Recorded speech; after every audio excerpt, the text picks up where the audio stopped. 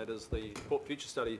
It's the last report that will be written for us by one Toby Shepherd, who's sitting there. And I've asked Toby to come back because I omitted to acknowledge Toby. Toby has been a major contributor on everything ports for over 3 years.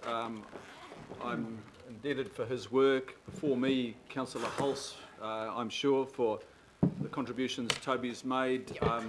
I had numerous meetings with Toby this year just to sort of get myself up to pace on various things that are happening around the port, and I've just always found this incredible wealth of knowledge, just small detail, Toby can recall it, connections, Toby can recall it, and I think, Toby, you've taken on a phenomenal task on behalf of this council, on behalf of the city and the people of Auckland, and you've just done a tremendous job. So, members, I wanted to ask Toby to come back because we went to lunch a bit too quickly.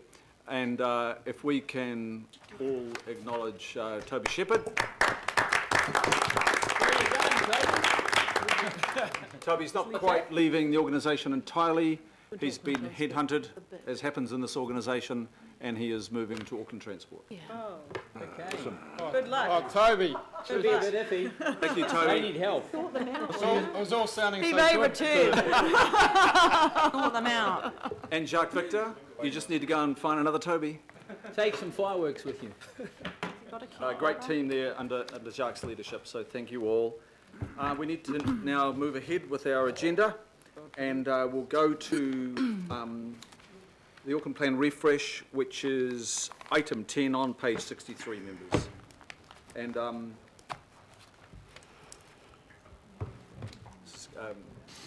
Denise and Christina, thank you.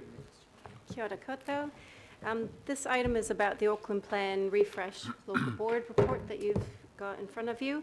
It's particularly around the targeted engagement with local boards on the 6 outcome areas and the development strategy. The report that you have is an overview of the feedback, which is across the draft plan 6 outcomes and development strategy, which you'll be familiar with from the previous workshops. And there's also information about the engagement process that we've undertaken with local boards. This is the second round of engagement, and the first round was held in June and July, and we provided you with a report in August with an assessment of that and some information then. The local boards, I should say, have been involved in the refresh throughout the year. That's included representation at planning committee workshops, their own cluster board workshop, local board workshops, and individual board business meetings and workshops.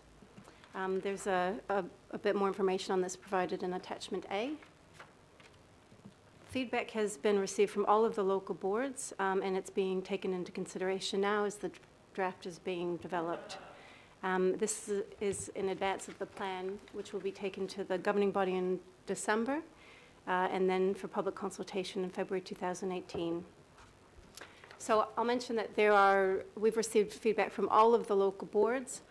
The attachment has 16 of them, and the remaining 5 are tabled. So I'll read those out. That's Great Barrier, Kaipatiki, Papakura, Waiheke, and Waitakere ranges, which have been tabled and all received.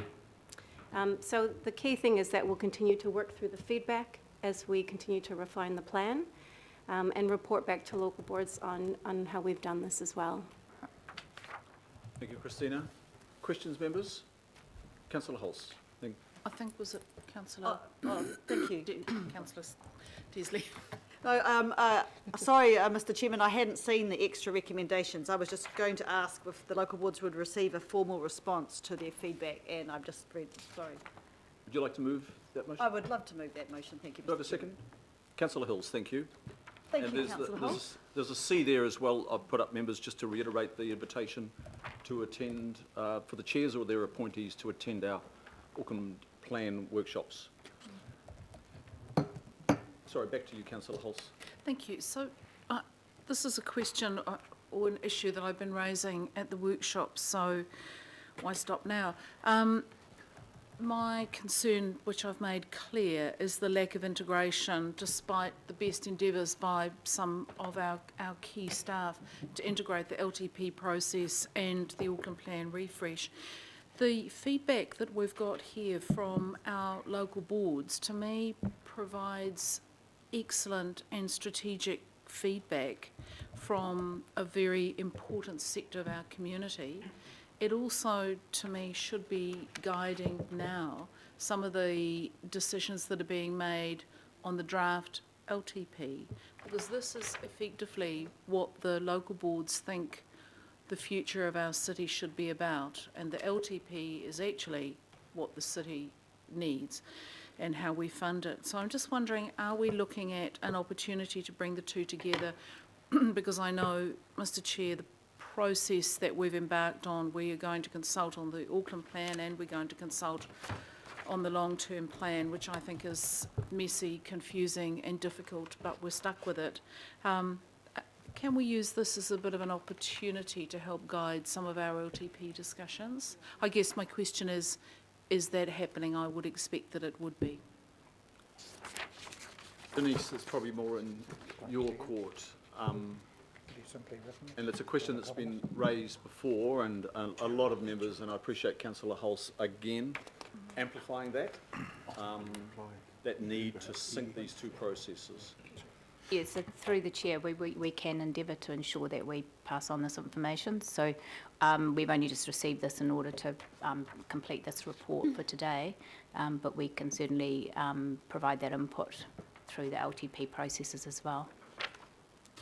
Thank you, Mr. Chair. I think that gives some comfort, because if you look at environment and cultural heritage, the direction of travel in here should be, if we're starting to make some interim decisions about what even gets put up for discussion in the LTP and what doesn't get put up for discussion in the LTP, that's being made in a complete vacuum. And when you look at some of the direction from the local boards here, that should be given direction to our LTP staff to say, hey, hang on a minute, water quality, mitigating impacts of growth is a critical issue to local boards. That should be in the LTP. It's my experience, my concern, and my huge worry that that kind of thing is being shoved to the back shelf at the moment in the LTP process. Thank you. Point made well, and so I just want to ask the staff again, through informal back channels, we haven't landed the Auckland Plan and confirmed it as a collective as yet, but it's pretty clear there are some directions here that we are supporting, not finally supporting. It would be very helpful if those directions informally went through the back channels through to finance teams.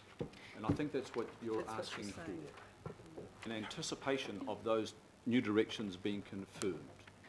Thank you, Mr. Chair. Out of respect for our local boards as well, this is very good feedback. Thank you. So just to respond to that, so we are providing through the back channels the high-level directions and focus areas in the draft plan to date, so that staff can be thinking about those and integrating them into their work, but we can also provide this feedback from local boards. Thank you. Thank you. Councillor Wayne Walker? Sure. I really want to endorse the comment that Councillor Hulse made around the link with the LTP. The other document that's also important that we know has got significant gaps is the unitary plan. So the relationship between this refresh and those documents is critical. I guess just going to a question, I've read the comments from the local boards. They're all very good. They are raising concerns around open spaces, environment, climate change, soils, coastal erosion and the like.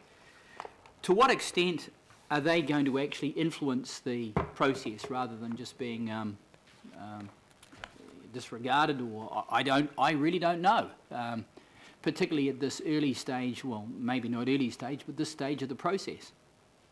So as with all of the feedback that we've gotten from targeted stakeholder engagement, we have looked at and are looking at every piece of feedback that we receive from them.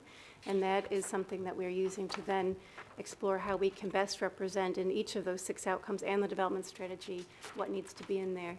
That is what we are then taking to you, to those workshops that we are holding, at which they are also, at least the chairs are also invited.